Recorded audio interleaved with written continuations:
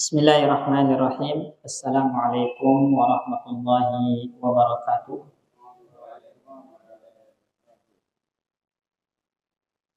Innal hamdalillah nahmaduhu wa nasta'inuhu wa nastaghfiruh wa na'udzu billahi min shururi anfusina wa min sayyiati a'malina. Man yahdihillahu fala mudilla lahu wa man yudlil fala hadiya lahu. وأشهد أن لا إله إلا الله وحده لا شريك له وأشهد أن محمدا عبده ورسوله اللهم صل وسلم وبارك على سيدنا وحبيبنا وشافعنا ومولانا محمد وعلى آله وأصحابه ومن اهتدى بهداه إلى يوم القيامة وبعد Subhanaka la ilma lana illa ma 'allamtana innaka antal alimul hakim. Rabbana 'allimna ma yanfa'una wanfa'na bima 'allamtana wa zidna ilma.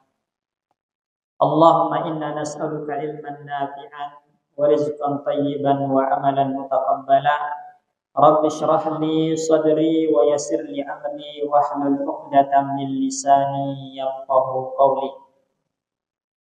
Ikhwatal iman, teman-teman sekalian, jamaah kaum muslimin wal muslimat rahimani wa rahimakumullah.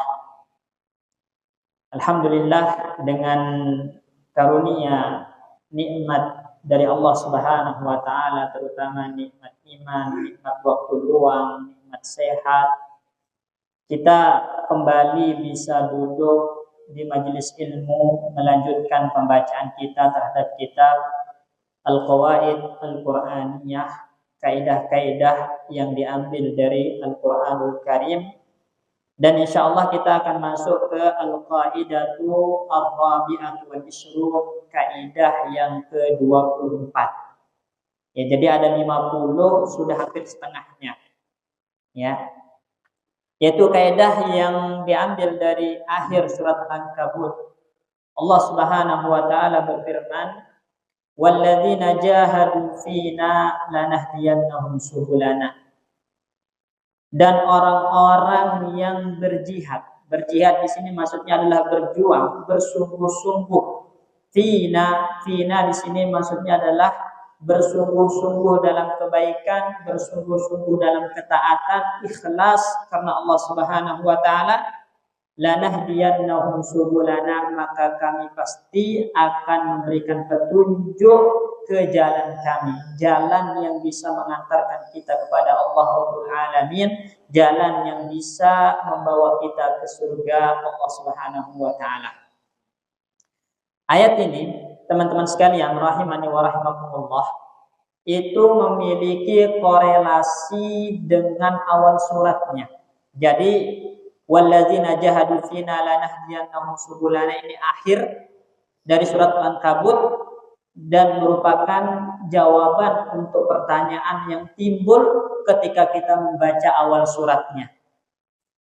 Yaitu Allah Subhanahu wa taala berfirman di awal surat Al-Ankabut, Alif Lam Mim. Alif Lam Mim ini kalau dalam istilah ulama tafsir dinamakan huruf al-muqatta'ah. Ya, huruf al-muqatta'ah. Ada para ulama yang menyatakan bahwasanya alif lam mim ini memiliki tafsiran. Ada juga yang mengatakan tidak ada tafsirannya. Ya, seperti Yasin, Toha, kan alif lam mim nun qaf. Nah, itu namanya huruf muqatta'ah. Ya, huruf muqatta'ah. Sebagian yang mengatakan memiliki tafsiran, ada yang sampai menafsirkan Yasin, Toha itu nama Nabi katanya kan. Nah, tapi itu tidak tepat. Yang tepat apa? Alif Lam Mim ini adalah huruf muqatta'ah yang tidak memiliki tafsiran. Namun ada tujuannya. Ada tujuannya. Apa itu? Ini sebagai bentuk tantangan kepada orang-orang Arab jahiliyah yang pada saat itu mereka mengingkari kebenaran Al-Quranul Karim, dan mereka adalah orang-orang yang bangga dengan kefasihannya, bangga dengan keahliannya dalam berbahasa Arab.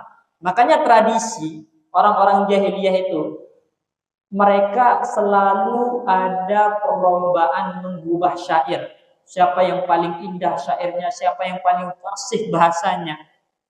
Maka Allah seringkali membuka beberapa surat itu dengan huruf-huruf Alif Lam Mim, Nun, Qaf, Yasin, Thaha sebagai isyarat bahwasannya Al-Qur'an ini huruf-hurufnya itu sama dengan yang kalian pakai berbicara, gitu kan? Huruf-huruf yang kalian pakai berbicara. Kalau memang kalian meragukan kebenaran Al-Quran, coba datangkan yang semisal, yang seindah, yang sepasih bahasanya Al-Quran. Karena Al-Quran ini adalah bahasanya, huruf-hurufnya tidak jauh beda dengan apa yang kalian pakai. Bahkan sama. Sebagai bentuk tantangan. Ini tujuan dari huruf muqatta'ah yang ada dalam Al-Quran. Kemudian di ayat yang keduanya Allah Subhanahu wa taala berfirman, "Ahasiban nasu an yutraku ay yaqulu amanna wa hum la yuftanun." Apakah orang-orang itu akan dibiarkan saja mengatakan kami beriman, wa hum la yuftanun, kemudian mereka tidak diuji.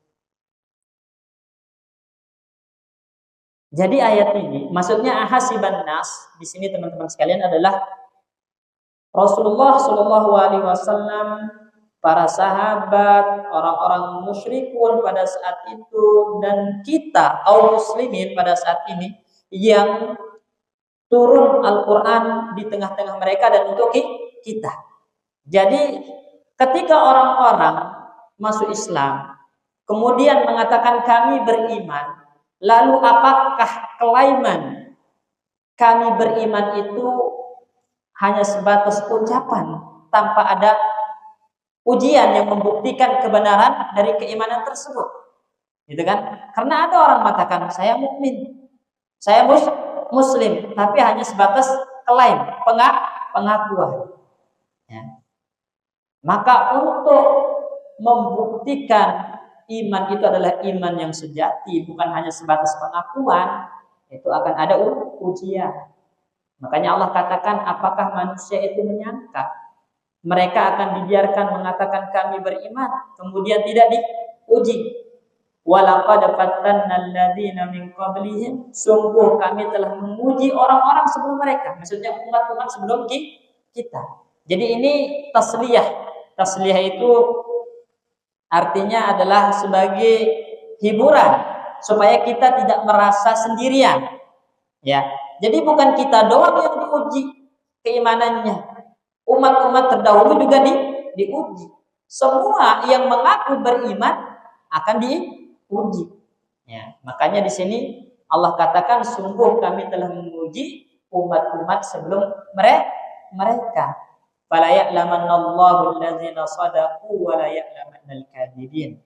Maka dengan menguji ini Allah Subhanahu wa taala akan tahu orang-orang yang jujur dalam imannya dan orang-orang yang dusta dalam imannya, dalam pengakuan dia beriman. Bukan berarti Allah sebelumnya nggak tahu, enggak.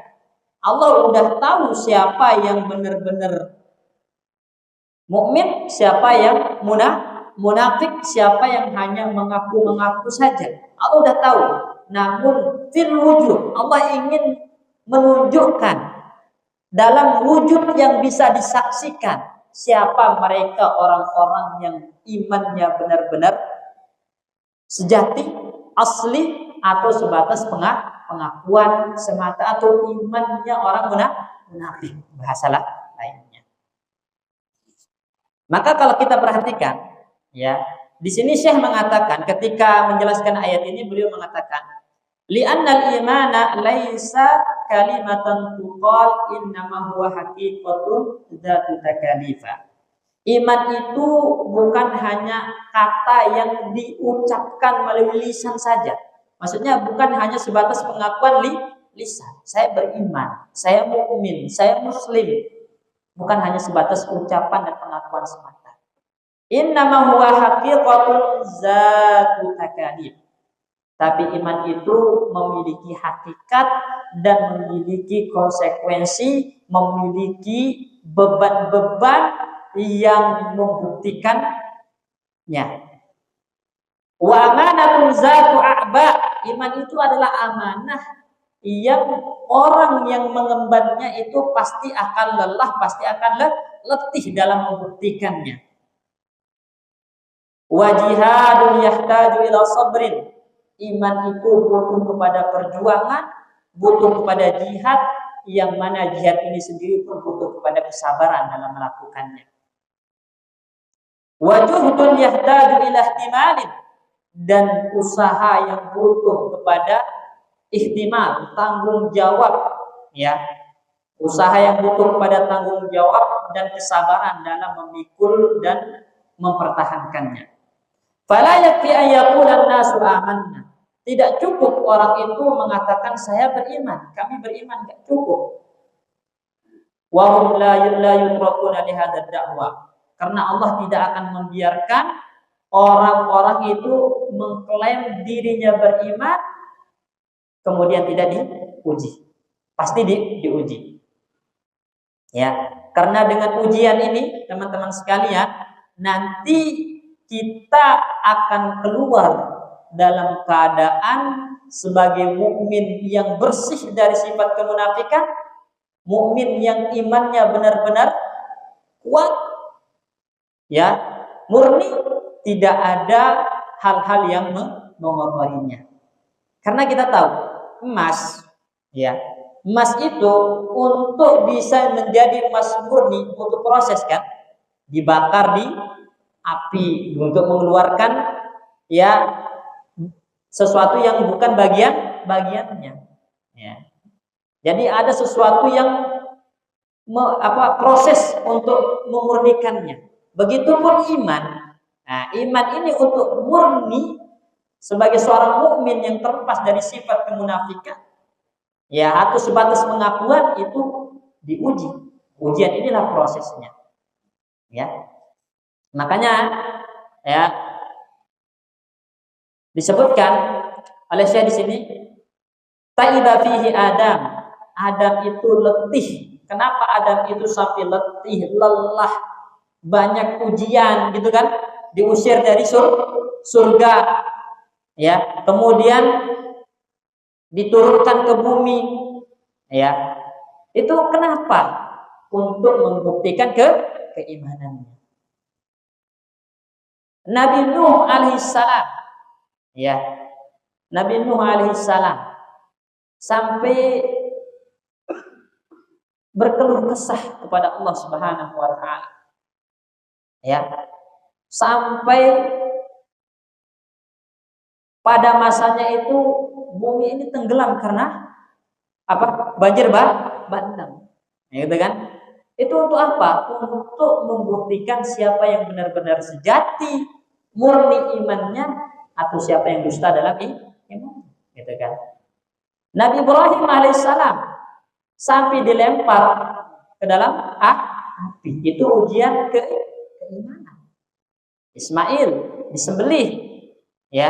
Yusuf, ya, dilempar ke dalam sumur, kemudian dijadikan budak, dijual dengan harga yang sangat rendah, gitu kan? Dan dipenjara dalam waktu yang sangat lama. Itu ujian untuk membuktikan keimanan. Jadi kita tidak akan dibiarkan oleh Allah Subhanahu wa taala mengklaim diri kita sebagai seorang mukmin muslim kemudian kita tidak diuji.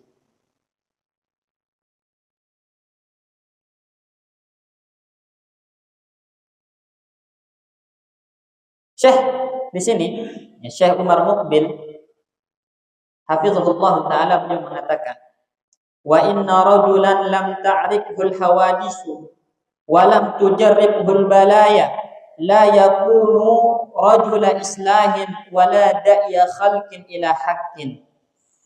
Orang yang tidak diuji dengan musibah, tidak diuji dengan kejadian-kejadian yang menyakitkan, atau diuji dengan hal-hal yang membuat dia senang, Sebaliknya membuat dia merasa lelah, merasa letih, merasa tersakiti. Ya. Jadi orang-orang yang tidak diuji dengan hal-hal semacam ini yang membuat dia merasa tersakiti, merasa lelah dan semacamnya, itu tidak akan pernah menjadi orang yang bisa mendatangkan islah, mendatangkan perbaikan di tengah orang lain, di tengah keluarganya, di tengah masyarakatnya. Terutama dai, orang yang berdakwah, yang mengikuti jejaknya para anbiya, para rasul, itu pasti mendapatkan ujian. Karena orang yang tidak diuji dengan hal-hal yang menyakitkan, melelahkan, kesusahan, itu tidak akan bisa menjadi sosok yang bisa mendatangkan perbaikan. Dan dia tidak akan bisa menjadi penyeru manusia menuju jalan kebenaran. Enggak. Ya, pasti ada ujian. Di situ kalau dia bersabar, maka dia mengikuti jejaknya para anbiya. Tapi kalau dia tidak bersabar dengan ujian, akhirnya berubah dirinya, berarti tidak jujur dalam dakwahnya. Makanya di sini fawattin an-nafsa ala tahammulil makruh, kata beliau. Maka jadikan jiwamu itu siap untuk menanggung beban sesuatu yang tidak disenangi dan tidak disukai oleh jiwa. Wa tusur kullama tastati'u min quwwatin wa malin, dan kerahkan segala hal yang kamu mampu dari kekuatan, usaha, harta di dalam berdakwah, di dalam menyampaikan kebenaran, mendidik umat, keluarga. Yahdikallahu thariqan rusyda, maka Allah Subhanahu wa taala akan memberikan taufiknya, hidayahnya menuju jalan yang lurus, jalan yang penuh dengan kenikmatan, kebahagiaan. Dan juga melalui tanganmu Allah Subhanahu wa taala akan menjadikan banyak orang menjadi orang-orang yang baik, orang-orang yang baik dekat dengan Allah Subhanahu wa taala. Karena gini, teman-teman sekalian, ya, menjadi seorang dai itu sebagaimana telah kita sampaikan, gak harus menjadi seorang ustaz, gak harus menjadi seorang ulama. Semua orang itu punya hak untuk memiliki andil di dalam berdakwah. Karena dakwah itu adalah amalan yang paling utama, amalan yang paling afdal. Makanya Nabi Shallallahu Alaihi Wasallam suatu ketika itu mengatakan, la'utiyanna ar-rayata gadan rajulan yabtahullahu ala yadayhi yuhibbuhullahu wa rasuluhu wa yuhibbullaha wa rasulah. Esok saya akan berikan bendera perang ini terjadi di perang Hunain. Bendera perang ini kepada sosok orang yang dia akan bisa memenangkan perperangan, dan dia adalah orang yang dicintai oleh Allah dan Rasulnya, dan dia juga adalah orang yang cinta kepada Allah dan Rasulnya. Akhirnya para sahabat yang hadir pada saat itu ketika mendengarkan hadis Nabi ini, yadukuna lailatahum, semuanya nggak bisa tidur, begadang. Kenapa? Karena berharap semoga ada saya orangnya yang diberikan bendera perang. Bukan karena benderanya, tapi karena apa? Di balik bendera tadi ada hal yang mendorong mereka apa? Allah dan Rasul mencintainya. Ini jaminan, ya kan? Sekarang kita kan banyak mengklaim diri kita apa? Cinta Allah, cinta Rasul. Tapi belum tentu sebaliknya Allah dan Rasul mencintai kita. Tapi dalam hadis ini Nabi mengatakan Allah dan Rasul mencintai orang ini. Jadi para sahabat karena hal inilah berharap dia yang akan diberikan bendera perang ini.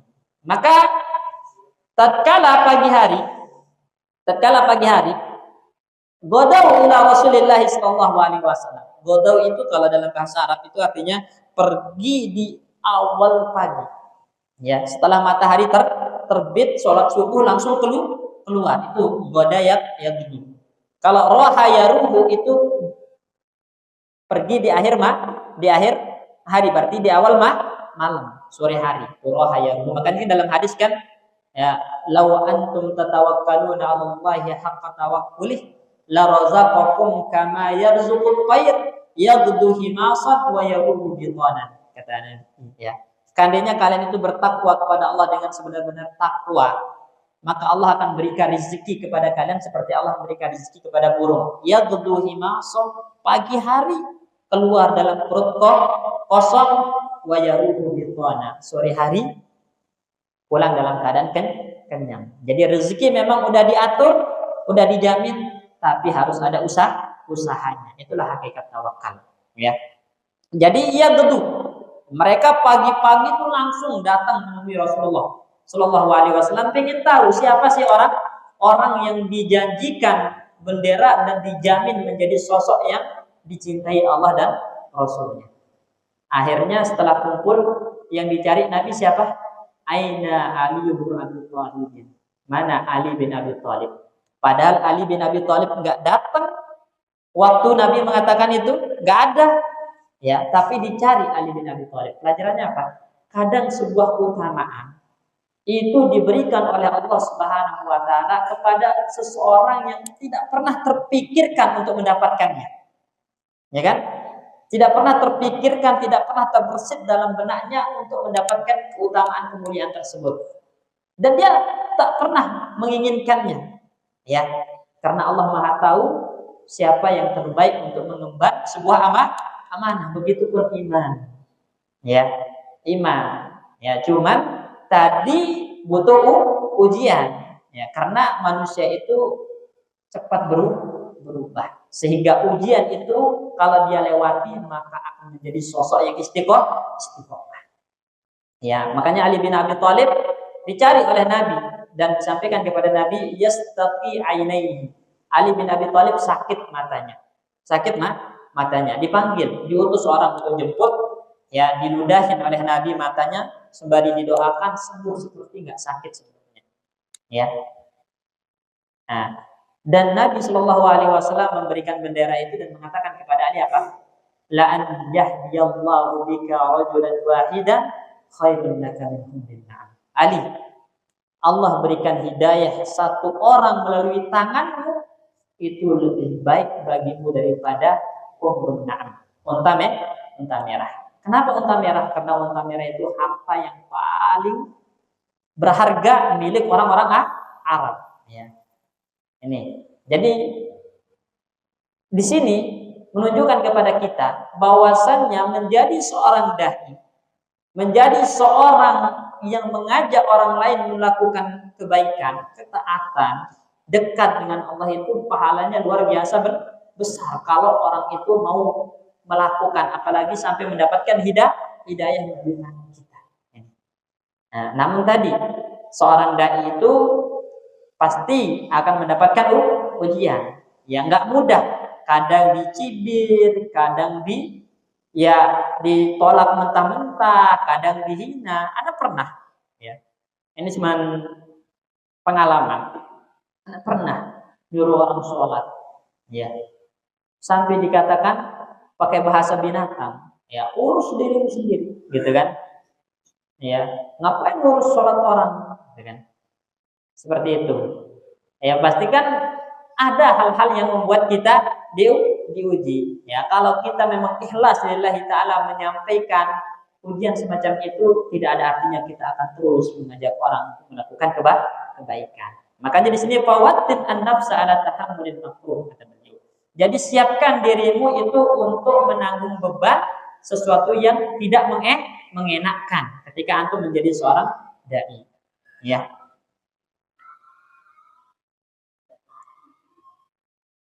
Karena disinilah letaknya ayat ini dipraktekkan. Walladzina jahadu fina lanahdiyannahum subulana wa innallaha lama'al muhsinin. Orang-orang yang bersungguh-sungguh di jalan kami. Ya. Jadi yang namanya jihad itu, Pak, teman-teman sekalian, itu bukan jihad di medan perang saja. Ya. Jadi jihad itu kalau kita perinci, maka ada nanti jihadun nafsi. Yang pertama itu adalah jihadun nafsi. Berjihad melawan diri sendiri. Nah, tadi ketika kita mendapatkan ujian, maka disitulah kita butuh berjihad. Ya, berjihad melawan diri kita sendiri agar bersabar di atas ujian tersebut. Jangan mudah putus asa. Karena ujian-ujian tersebut adalah merupakan hal yang bisa membuktikan kesungguh-sungguhan kita, keikhlasan kita dalam melakukan sebuah amalan. Makanya Allah katakan fina, ya, dijalankan kami. Berarti ada dua hal dari ayat ini yang perlu kita garis bawahi. Pertama, butuh perjuangan, ya. Makanya allazina jahadu. Nah, karena jahadu itu diambil dari kata jahada yujahidu, itu artinya bazlul juhdi, yang mengerahkan usaha, mengerahkan upaya. Wal mujahadah fil usul ila al-ghard allazi yunsiduhu al-insanu fi tariqihi ila Allah taala. Dan benar-benar bersungguh-sungguh untuk mencapai hal yang dia harapkan di dalam jalan menuju Allah Subhanahu wa taala, jalan menuju surga Allah. Harus diperjuangkan, harus diusahakan. Ya, artinya itu dalam hal kebaikan. Karena kalau dalam maksiat kita berjuang bersungguh-sungguh nggak akan pernah sampai kepada Allah. Tapi kalau dalam kebaikan, ketaatan, disinilah kita dituntut untuk berjihad, bersungguh-sungguh. Kemudian yang kedua, dalam ayat ini ada kata fina yang menunjukkan kepada kita harus melakukannya dengan ikhlas lillahi ta'ala. Karena kalau kita bersungguh-sungguh berjuang dalam kebaikan, ketaatan, amal soleh, tapi laisa lillahi ta'ala, bukan karena Allah, namun karena ingin jabatan dunia, gitu kan? Nah, ingin dipandang oleh manusia dan semacamnya, maka nggak ada artinya. Ya, makanya di sini harus berjuang dalam kebaikan dan ikhlas lillahi ta'ala. Ya. Oleh karena itu, Syekh mengatakan di sini falaisa jihadu min ajli nusrati dzatin. Jadi dia berjuang itu bukan karena ingin membela orang tertentu. Nah, ya kan banyak orang berjuang itu demi membela panutannya, membela ormas, membela apa gitu kan? Enggak, tapi dia melakukannya karena Allah Subhanahu wa taala semata. Wala jama'atin ala hisabil ukhra.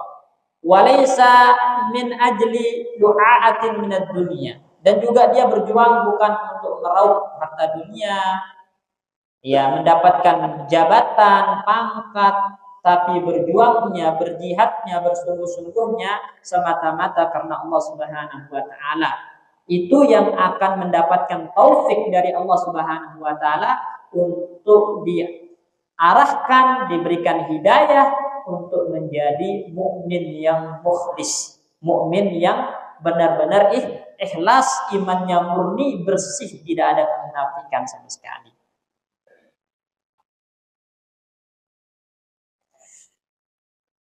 Syekh di sini menjelaskan wa hadhil qaidah al-Qur'aniyah al-muhkamah, yaitu walladzina jahadu fina lanahdiyannahum subulana, dallat ala syai'in akhar, menunjukkan kepada hal yang lain. Apa itu?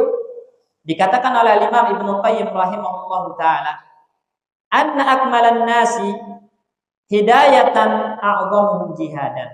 Orang yang paling sempurna hidayahnya dari Allah Subhanahu wa taala adalah mereka yang paling bersungguh-sungguh berjihad dalam melakukan kebaikan.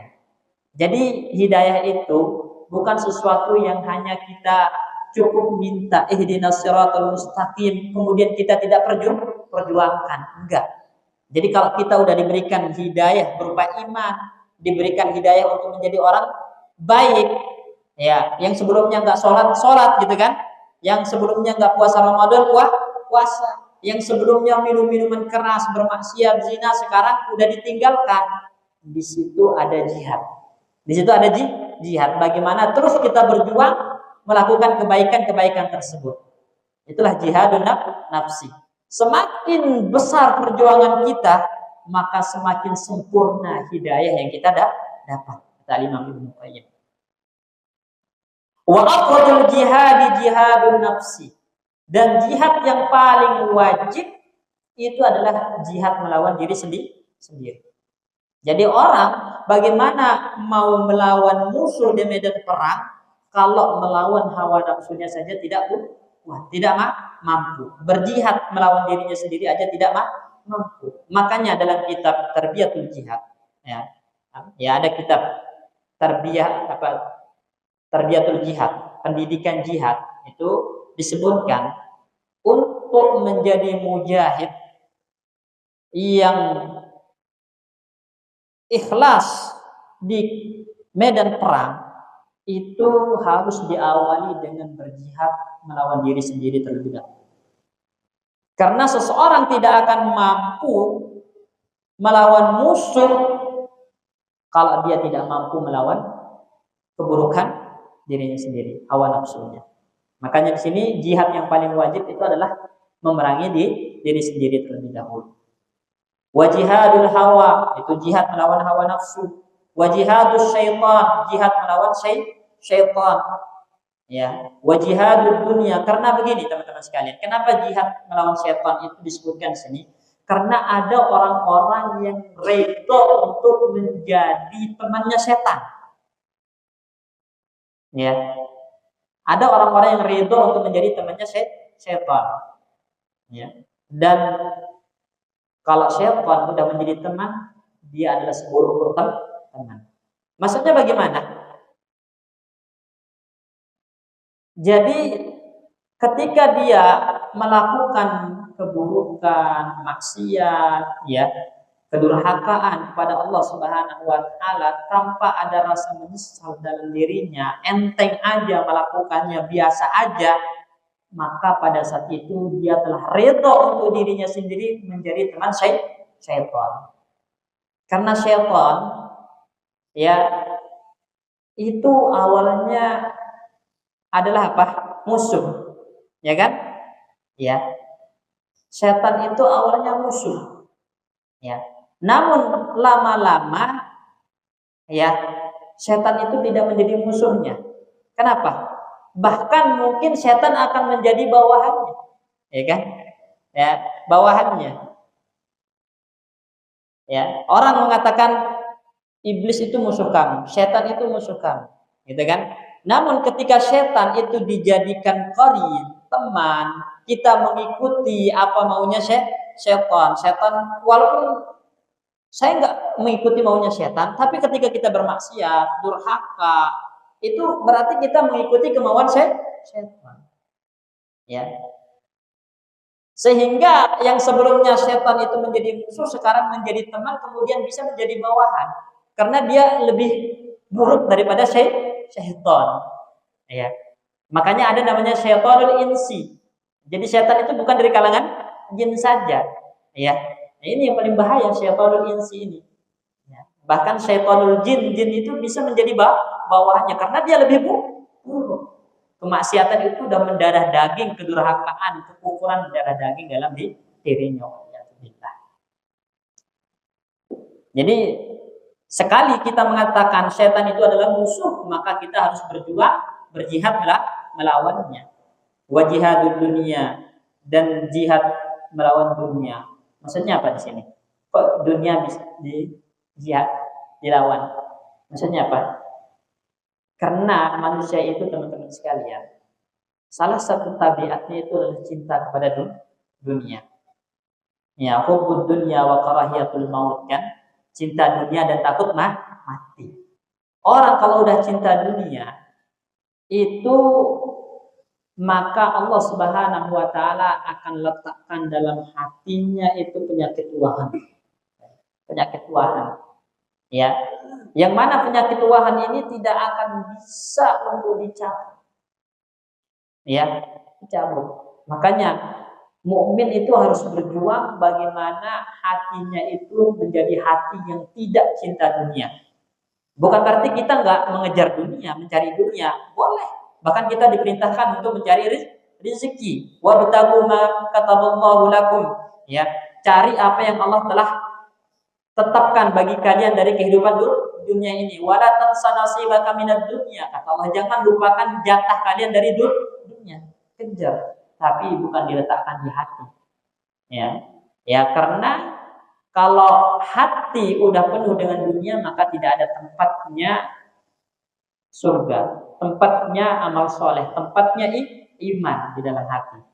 Karena cinta dunia dengan iman itu tidak akan pernah berkumpul di hati seorang mukmin. Makanya di sini kita diperintahkan untuk jihad melawan kecintaan kepada dunia. Ya, jadi orang kaya itu boleh. Ya, kita tidak menafikan yang namanya menjadi orang kaya itu dianjurkan. Ya, dianjurkan menjadi orang kaya, tapi orang kaya yang bertakwa. Dunia bukan di hatinya. Seperti itu. Faman jahada hadhil arba'ata fillah.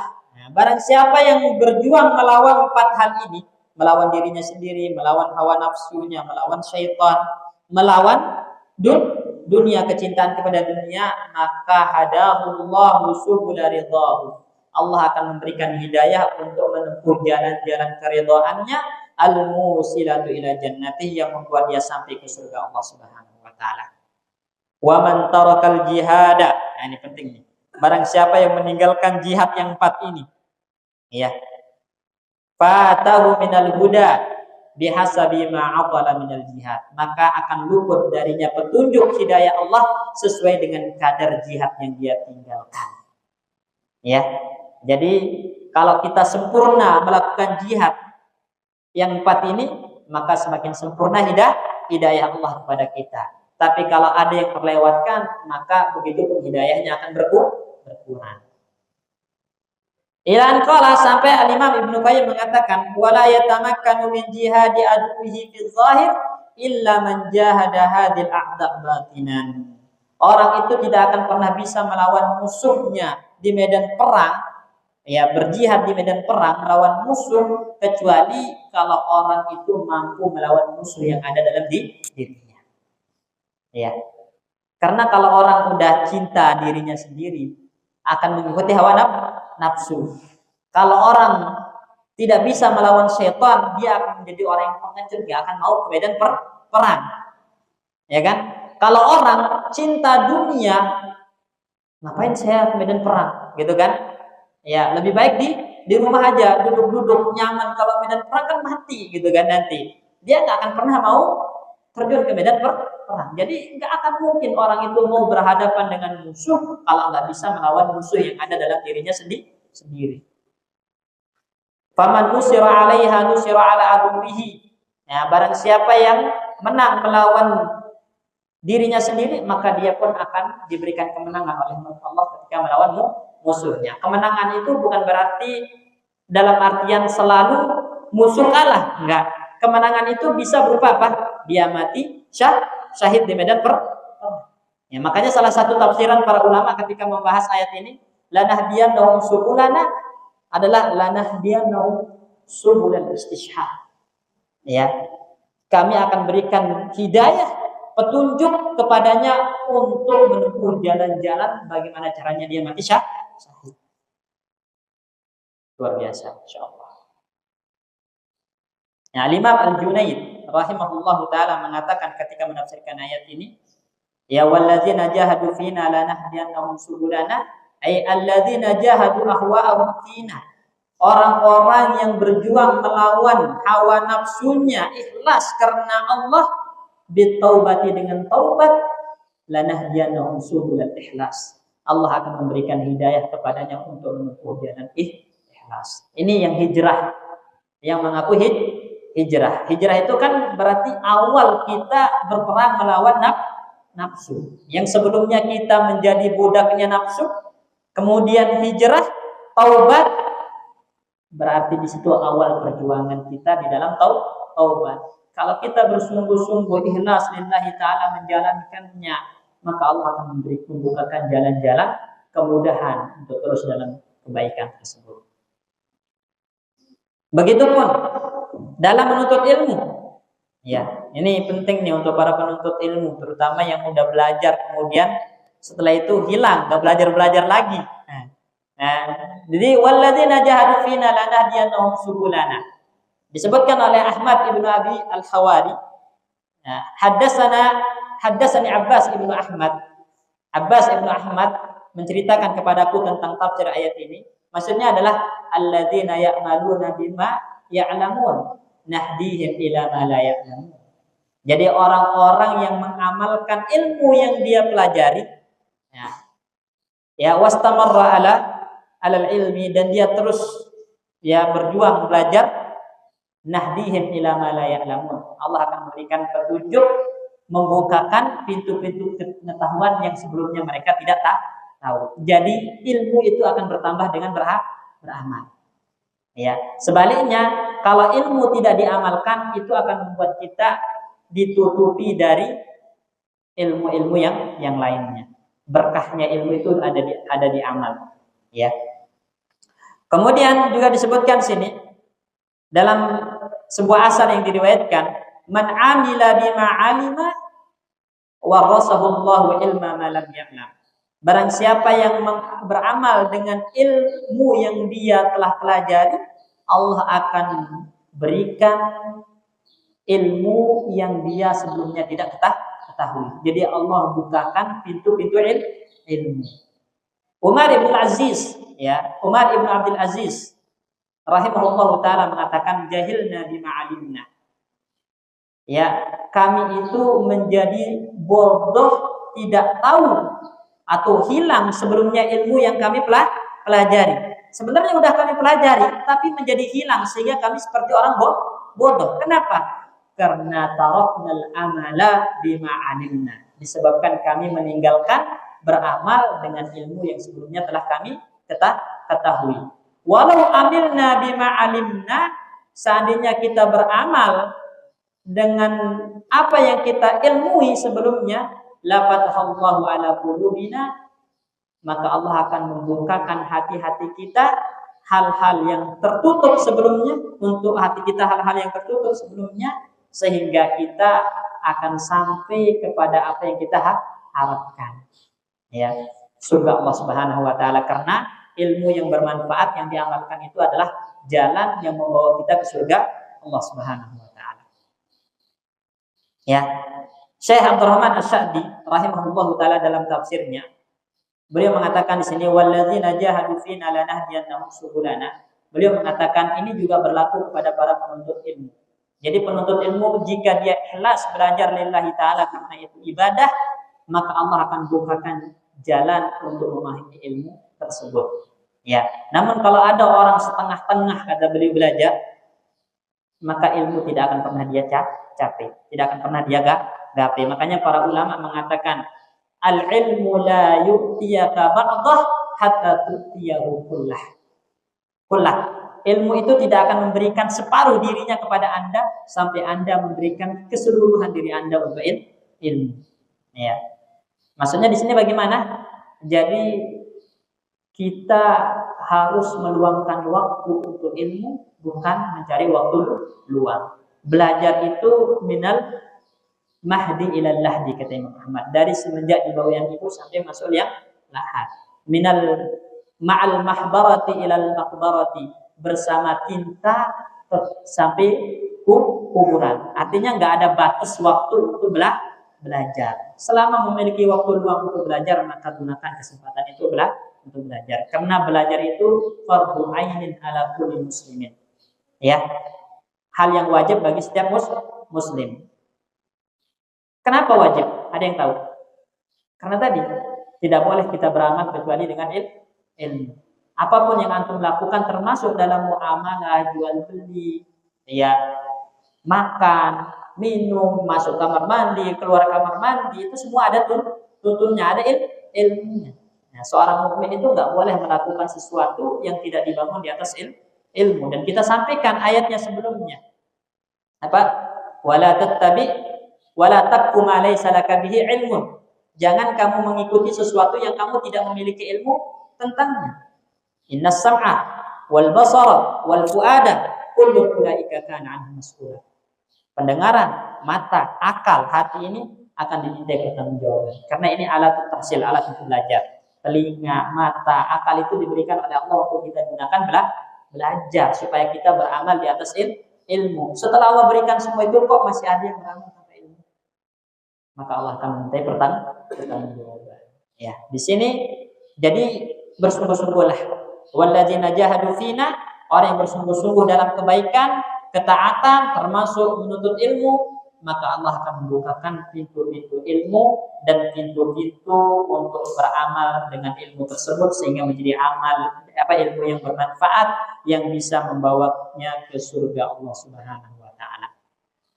Kemudian terakhir kesimpulannya kata beliau, faqulu man nasaba nafsahu li amalin saleh, setiap orang yang hendak melakukan amal soleh, baik dia orang yang sungguh-sungguh dalam amalnya atau malas-malasan, ya, yang penting dia punya usaha untuk melakukan amal soleh, maka hendaklah merenungi kaidah ini. Apa?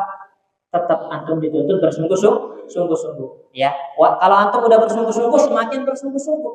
Kalau sebelumnya leha-leha, jarang, malas-malasan, renungi ayat ini supaya semakin bersungguh-sungguh. Ketika kita bersungguh-sungguh, maka Allah akan memberikan hidayah kita supaya menjadi orang yang istiqamah dan terus bertahan dalam amal soleh tersebut. Itu janji Allah Subhanahu wa taala. Insyaallah nanti kita lanjutkan habis sholat maghrib. Bismillah, barakallahu fikum. Kita tutup dengan doa kafaratul majlis. Assalamualaikum warahmatullahi wabarakatuh.